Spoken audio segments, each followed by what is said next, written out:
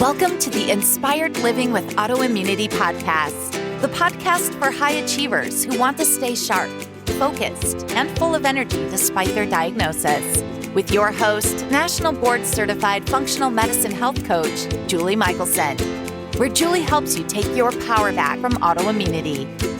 And now here's your host, Julie Michelson.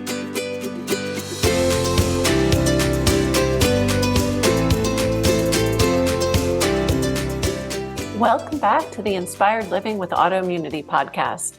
I'm your host, Julie Michelson, and today we're joined by Dr. Erin Donaldson, precision medicine doctor specializing in autoimmunity. Dr. Erin believes that the majority of health is accomplished through daily habits, and she empowers her patients to take control of their health by optimizing their daily choices. In today's conversation, we're talking about those choices and the shifts that allow for true healing. Dr. Erin, welcome to the podcast. Awesome to be here, Julie. Excited to be talking with you. I am really excited for our conversation and really interested to have you share your journey with autoimmunity as a person and then as a doctor. Both. We'll kind of dig into both, but like so many, it's your own health journey that has brought you to this world and allowed you to make such a contribution to your patients. So share your story with us. Yeah, they've kind of become one and the same, Julie, which took a while. I think I tried to avoid that for a long time and went into traditional healthcare and kind of kept my own health journey more private for a very long time. And ultimately they've merged into one world, and it's been super beautiful.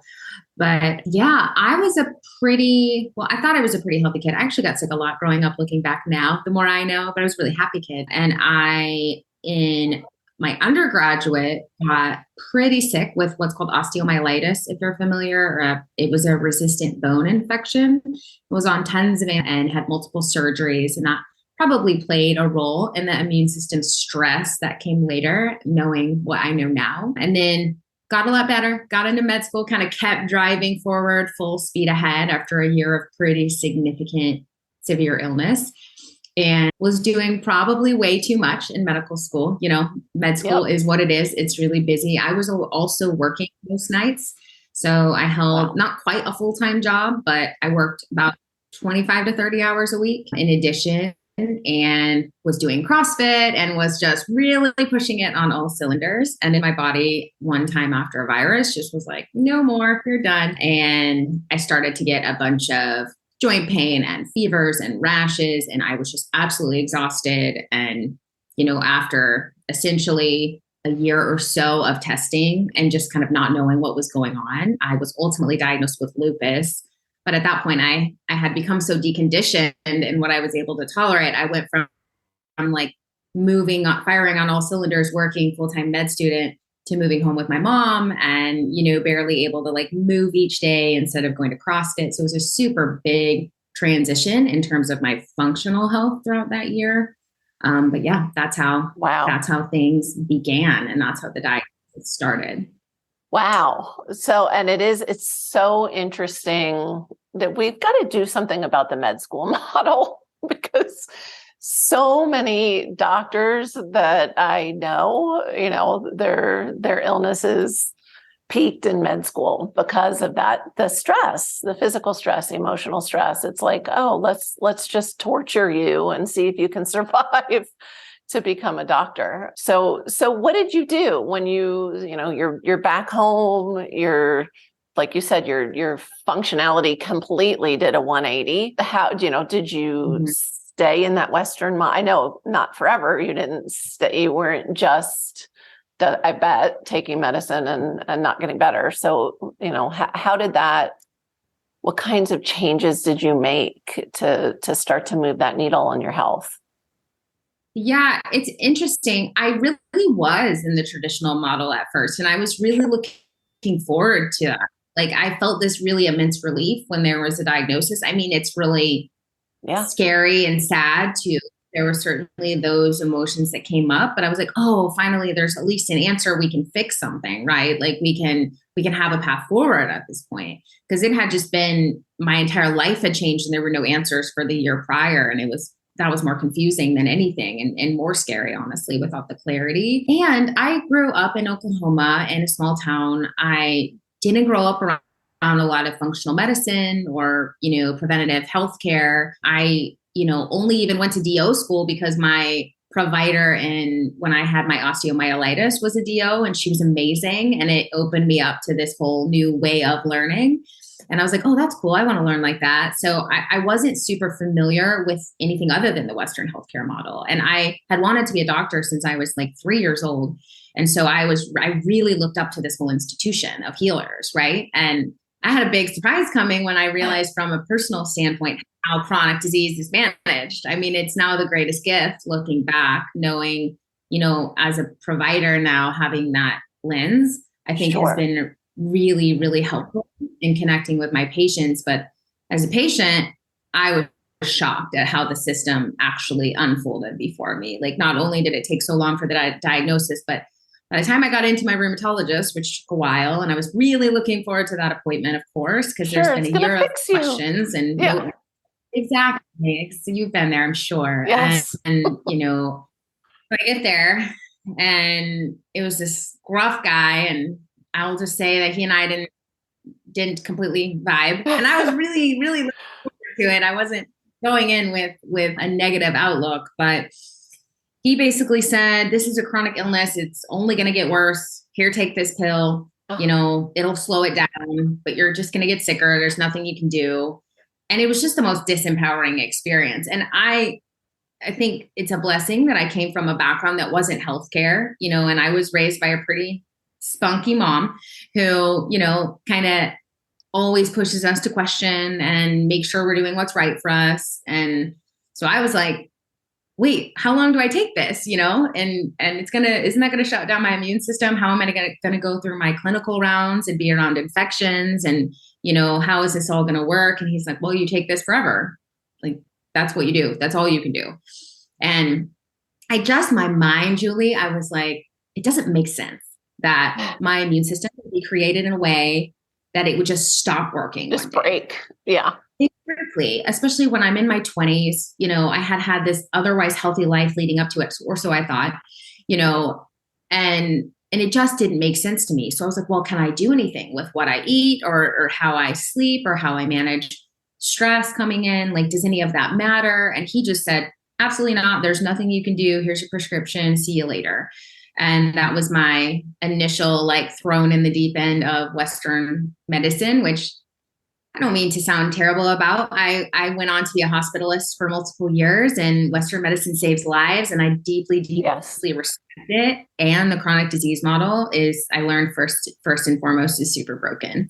Yeah. So, and I always add that qualifier too, God, if I need surgery or there's if I need acute care, Western medicine, that's what it's designed for. I'm not going for acupuncture if I need emergency surgery, or meditate. Well, I would meditate too, but, and so, because it does, sometimes we can come across like we're bashing and it's not, it's just that, like you said, in the chronic illness world, it doesn't work. There is no treatment.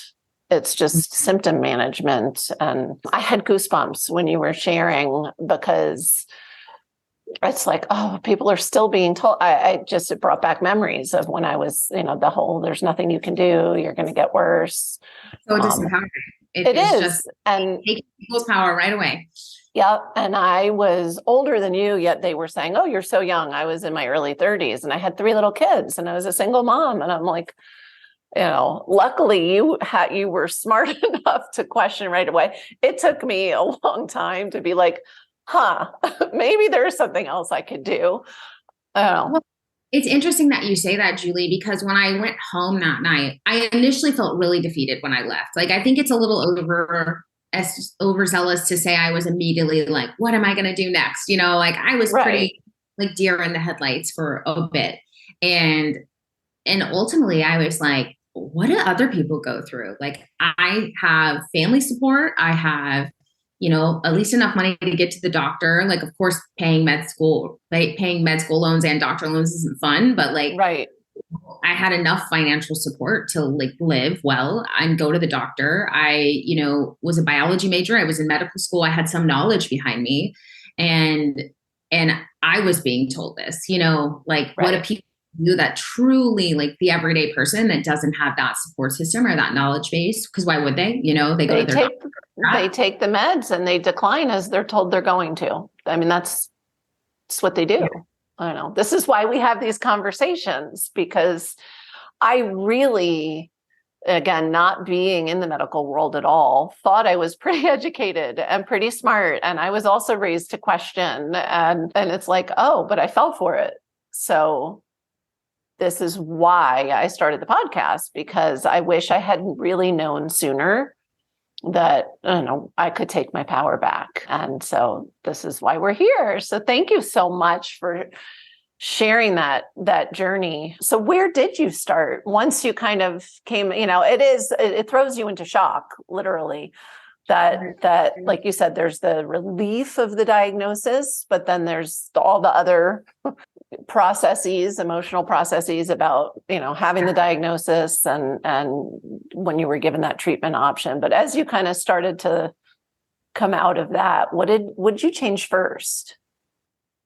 It was just such clunky trial and error, to be completely honest with you. I wish I could say it was this beautiful thing that happened. And the biggest thing that shifted in me was emotionally, and was release of emotional stress and trauma that I didn't even know was there. And I did that probably kicking and screaming. I wasn't one of those easy patients that just, submitted to the whole path. So I have so much empathy for that journey with my own patients. But the biggest things, I think initially I changed the intensity of my exercise because I had to.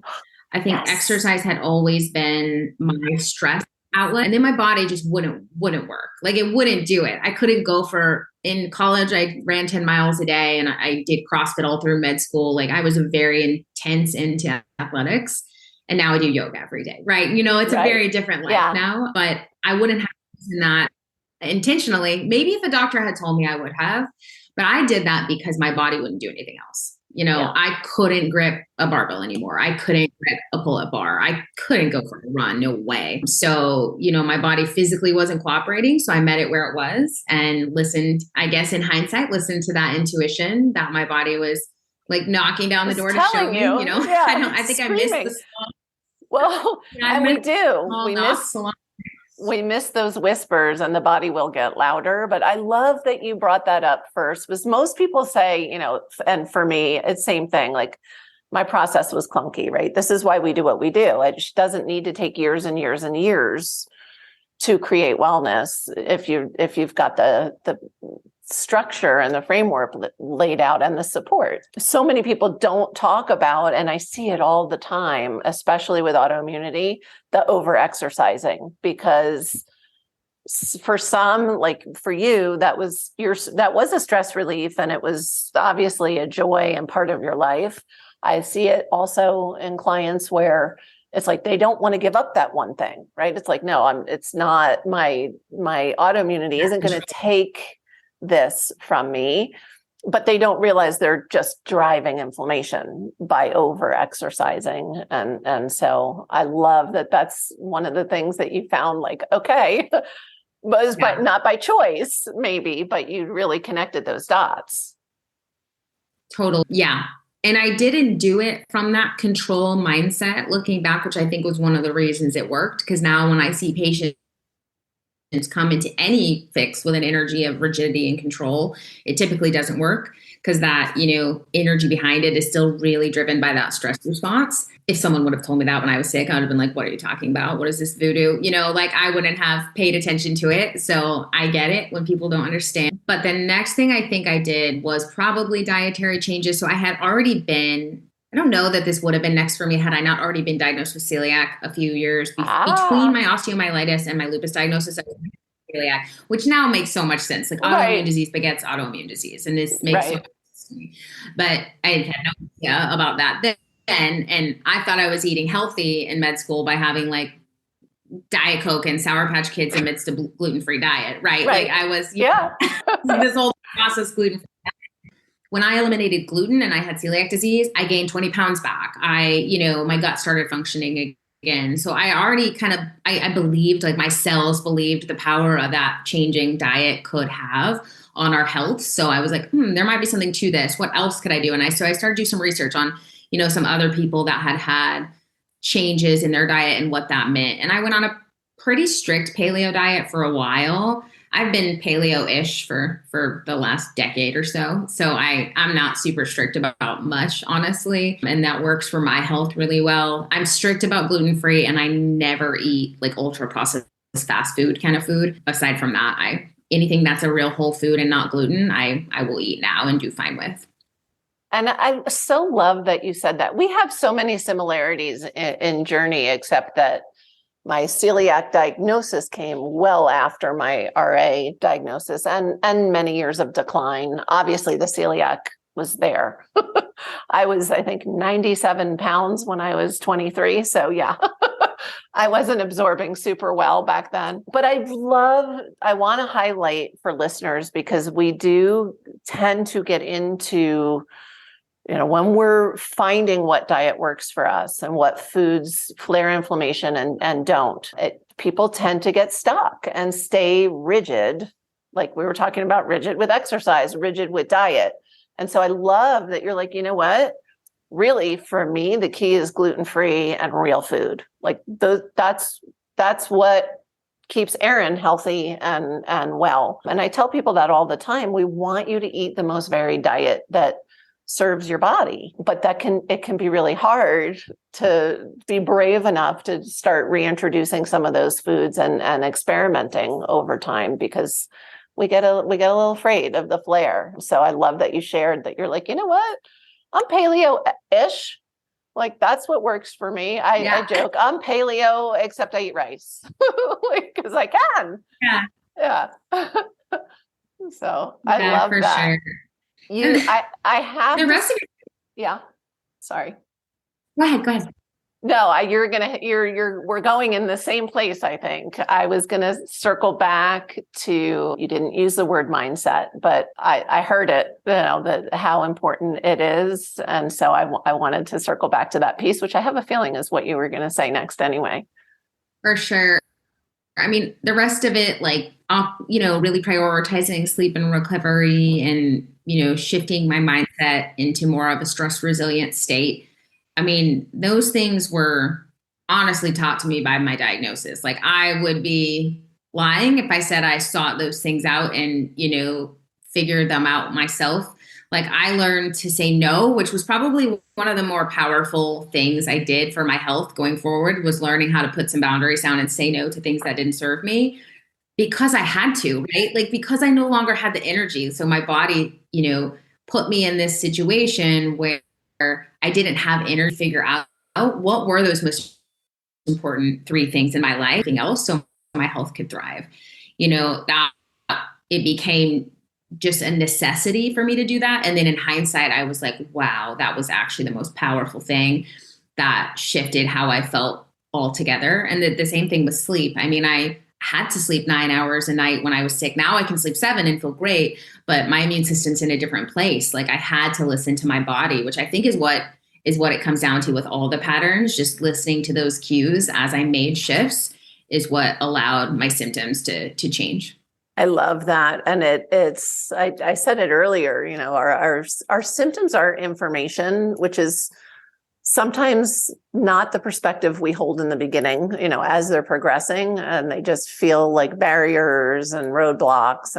But it's like, no, it's your body telling you. And so that is such a key to learn. And I'm sure even now, if life, steals some sleep away from you, you're not going to let that get too far, because you need to prioritize certain things in order to stay in this good place you're in.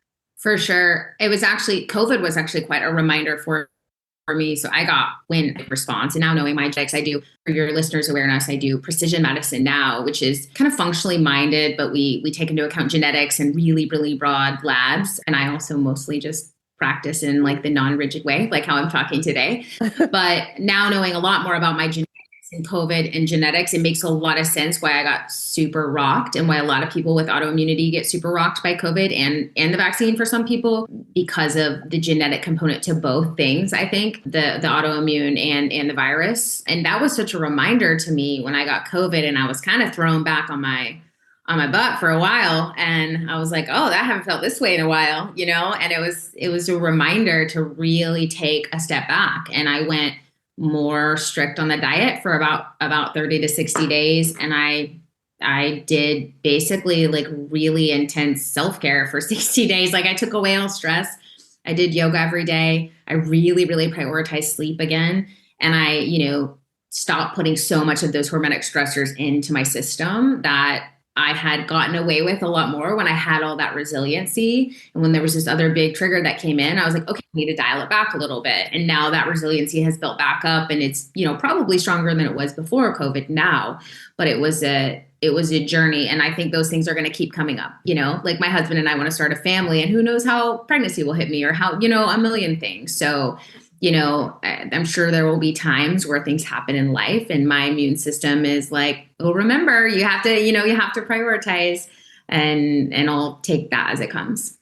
It's so true. And I had a very similar experience with my first go round with COVID. I actually didn't get very sick at all, but I had that post-viral, about a month later, literally all of my RA symptoms came back. I just literally woke up one morning like I was 7 years ago and same thing. And of course, my first response after, I think there's a little still PTSD in there, was all the things, right? Like, oh my gosh, here I am again. I have this podcast. I talk about how well I feel and how we can, and it's always a journey. We're never done. There's always a reset. Also, the flip side, like you said, you're more resilient now.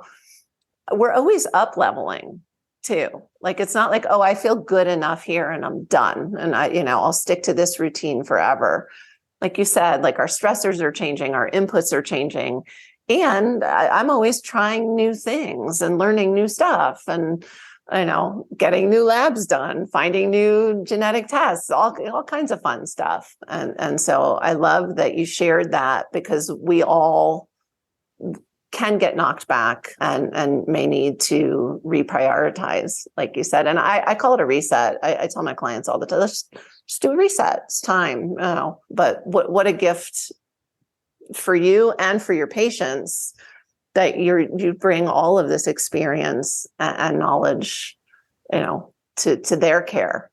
And clearly you're not approaching your appointments the same way that rheumatologist did. If you said it's like this, it's conversational. I love it. I love it. The biggest thing that I struggle with patients, Julie, and honestly that I struggled with myself and didn't even know it, but I feel like I had the time to really like learn the lessons that my body was teaching me. Now we have all this data we can give to patients. And the first time I looked at one of my precision med reports and looked at my genetics and looked at my labs and saw like what can be spit out in 10 minutes of the recommendations for what would make your body thrive, I was like, oh, wow, I learned that through the School of Hard Knocks in 10 years. Yes. And I could have had this cheat sheet, like it made me cry, honestly. Like it was really overwhelming to think about. And then I was like, well, would I have really learned the lesson? Or would I have just tried to fix it, which is that energy that doesn't work. Like that's the energy that's, keeping your body more sick versus just like surrendering to the fact that your body is giving you information and you trust it and, you find a way to heal through day-to-day actions. And those are very different mindsets to come from. I think there's a way to use the data and bring that like loving energy into your body to where you're not just trying to be in that fix it sympathetic nervous system mode all the time. But that's been my journey as a practitioner to try to like find that balance with patients, to let them have their own power and their own journey while still allowing all these like, labs and information and data that really truly can be life-changing and so helpful because not everybody has 10 years of energy to spend doing that, Right. Most don't. Yeah. And so how do you support people in creating that mindset? I mean, do you start there, like while you're waiting for labs to come back? Are you working with people on shifting that? Because I know I heard you say, like, well, if someone had told me, I would have been like, that's voodoo. So because it is so important to actually heal. What's really cool, I'm sure you're pretty familiar. I've listened to a few of your episodes, so I'm sure you're pretty familiar with the psychoneuroimmunology model. But there's a lot of science to support all of this now, which I feel like can hook people that wouldn't maybe necessarily otherwise totally trust their bodies. And why would they at that point? Everything, when you're getting diagnosed with these things, everything feels so murky and you lose trust in your body because you feel like it's betraying you when these symptoms come online. So why would you trust the signals it's giving you? Like, I have so much compassion for that. But when I share with people the data behind what actually happens when you're constantly in that sympathetic nervous system, what that does to our immune system and our cytokines, and then what that then comes back and does to our mood and our neurotransmitters, that's a whole different conversation. That does foster trust in my experience. Also, the labs, when we can look at their cortisol and their DHEA, and we can look at their heart rate variability, and, then we can show what changes if I'm like, just humor me. For a month, maybe don't do the 10 miles a day. Maybe for a month, do yoga Monday, Wednesday, Friday, and otherwise walks. Like, just humor me and let's see what happens to your numbers. Like, let's just run an experiment. I feel like if people start to get some of that feedback back, they do start to trust the process more and can kind of surrender into, listening to those signals of their body. Because it's not a one size fits all. I mean, we can use the data to help and to leverage, but it's not a one size fits all. It's going to have to come down to that personal journey of, like, for me, that was learning how to say no and expressing certain emotions that I had kind of always been like the happy kid. And I never really let out anger and like some of these other emotions that were also very valid and needed to be expressed for my health. But I didn't ever really realize that. And though that all had to be such a personal journey, and does for all my patients too. Like, I can't do any of that for them. And I can't, I can't really know even would be best for them, honestly. So that's kind of some of the tools we can use to help along the way. I love that. And I use that same approach of being experimental, because again, yes, I always say, because people show up, I'm sure you get this, because that's how we were trained. Just tell me what to do and I'll do it. And it's like, okay, well, yes, I have this knowledge, we have this framework, and then there's your individuality. So I can't tell you what to do. We're going to, I'll support you. And I use being experimental all the time, because I feel like it just try this for now, right? I'm not saying this is the rest of your life, but for me also, I feel like it's empowering. Like, because even if what they're trying doesn't work, if they have that mindset of this is an experiment, if it's not moving the needle, well, okay, this is one thing that doesn't move the needle. It's still a win. You're still gathering information and on that pathway of figuring it out. So I love that. I know that you have something exciting that actually by the time this airs will be up and live. So share with listeners about the Autoimmune Academy. Yeah, so I'm actually going to be, I have my own company, Dr. Erin Health, and I will be launching a course on just the early steps of how to support yourself if you've gotten an autoimmune diagnosis, or maybe you've had one and you're not sure, where to progress in your day-to-day lifestyle. And I want to be super clear that it's not an either or with medications and with Western medicine and with these approaches. It can very beautifully be a both and conversation. Like, I think there are always room for these lifestyle shifts. There's no shame if you need medication. I've needed medication throughout certain parts of my journey, and even if I hadn't, who cares? Like, it's your journey. And, it's not only symptom control with autoimmunity. Once the immune system gets enough progressed in an autoimmune state, it can be, really danger mitigation at that point too. So it's super important for some people to be on these medications, and even more important during those times to take action in your day-to-day life and support your underlying foundation for your immune health. So the reason the course came up is because I found myself saying the vast majority of things to so many people that were the same. And I've also seen, a lot of hurdles financially for patients with alternative types of healthcare that are a little different than just what your insurance will cover. And I was definitely that person. Like, I wouldn't have had thousands of dollars to spend on a functional medicine doctor or a precision medicine doctor when I was in medical school and could no longer work. Like, that wasn't an option for me. So I was like, there's got to be a better way to get some of this education out so that people can empower themselves. And then it's also a win because then they get to, find their own journey and find what works for them. Because like we said, it's not a one size fits all. So it really, I'm hoping it will just be an empowering process for people to get the ball rolling and some of those baby steps that we talked about. I love that. And so it's an online course that you're launching. Yes. Sorry.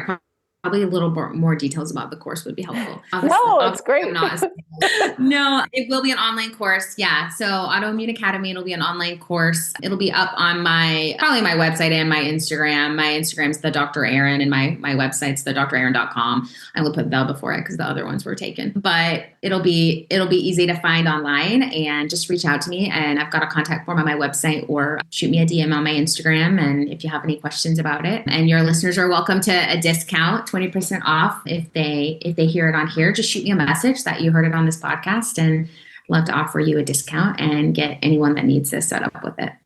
Which is such an amazing gift. And I am excited to see once it's launched between now and when this comes out. I know the value is going to be incredible. And that's why we're here, right? We want to reach as many people as possible. Not everybody, as you mentioned, can afford, a precision medicine doc, a functional medicine doc, a health coach. And so we're all in this to reach as many people and empower as many people. I love that that's your goal. I have a course called Take Your Power Back, because we know how disempowering it can be. And so I'm so grateful for what you're doing. And thank you so much for not only for joining us, but for being willing to say yes. I kind of reached out to you out of the blue, and I'm so glad that you were willing to come on and share.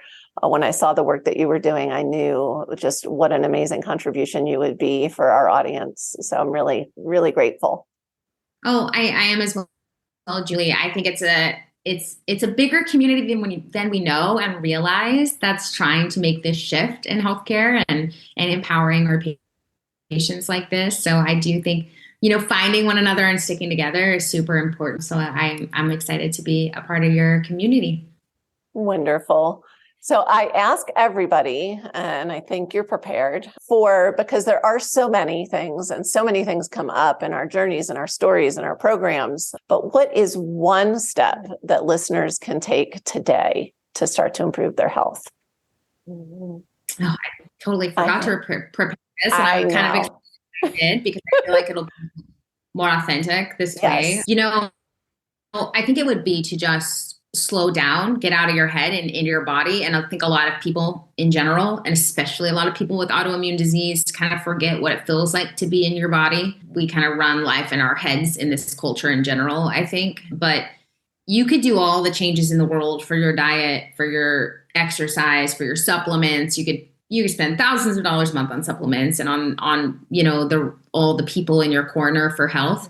And if you're not listening to those signals from your body, or if everything is so busy that you can't hear them, then I don't think it's going to matter. I don't think it's going to stick. So I think if you can just slow down and get still enough in yourself, and maybe meditation is not always the best way to do this, not to be like unpopular opinion, no. But really listen to the signals that your body's giving you in terms of symptoms. Like, we feel our emotions in our body, and those are really, really powerful signals. And those signals come a long time before disease happens, in my experience, both personally and also what I see with patients. So I think when we're able to just take some time and slow down and listen to those signals, then we can start to know what our path is. And that probably feels really obscure to people that are in the thick of it right now. It would have to me. But even if you just start with like spending 30 minutes in the morning just on your own, quiet, and like tuning in, whether that's going for a walk in nature and kind of like listening to the signals your body's giving you, like, it'll start to make sense. Like, it'll start to have traction. Those little bits each day will add up. So even if you feel like you don't know what you're doing, like you do, your body knows, and it'll start to have traction. I love that. That's such great. And I actually do agree with you. I love meditating, but it is not the place to start for most people. Yeah, you gotta get out of the head. You know, I watch sometimes when you just say the word meditation and you can see people's stress response. I'm like, okay, let's not go there for you. So I love that. Slow down, listen to your body. And I'm glad you came around to that part, because for so many, when they're still so in their head, when you say, oh, get in your body, they don't even know what that means. Like, so. And if you don't, I will say, if you don't feel super safe, or you really don't know what I'm talking about and you don't know where to start, or if you don't feel super safe being in your body for a good reason, like if you've been through significant traumas, see a trauma-informed therapist, do somatic therapy, do TRE or tapping, or, there's lots of different pathways to get embodied in a really supported way that can help you with that path. So just to throw that out there too, because some people are disembodied for super protective reason. Yeah, absolutely. Absolutely. But I love if you're just starting with listening to your body, just shift your perspective. Like, what is it telling you? It's telling you a lot. What is it telling you? So I love that. I think we feel like we need to understand all the symptoms and analyze them, because that's just the model in our culture and especially in healthcare. But I don't know that we really need to understand all the symptoms and analyze it and figure it out. I think that's part of the issue. I think if you just let it be, it'll give you the guidance. Right. It's so true. It's so true. I love that. See, I'm glad you didn't prepare. I always think, but I have seen people just go totally blank on that question because they've already mentioned so many things. So amazing. I know you mentioned them and they'll be in the notes as well, but for those that are listening on the drive, they know at the end, I always ask you to give us that best place to find you, for listeners to find you if they don't want to actually look at the show notes or it isn't safe to. Sure. Yeah. I probably Instagram or my website would both be super easy. I don't spend a lot of time on the other social media channels. I don't spend a ton of time on Instagram either, but the Dr. Erin at both. So the drerin.com and the Perfect. Dr. on Instagram are my handles, and just reach out to me. My contact form just goes right to my email. So reach out to me if you guys have any questions or if you're interested in the course. And guys, definitely check out the Autoimmune Academy and go to her website. And she says she's not on Instagram a lot, but that's how I found her. So check her out. She does some great stuff on Instagram, a lot of value there as well.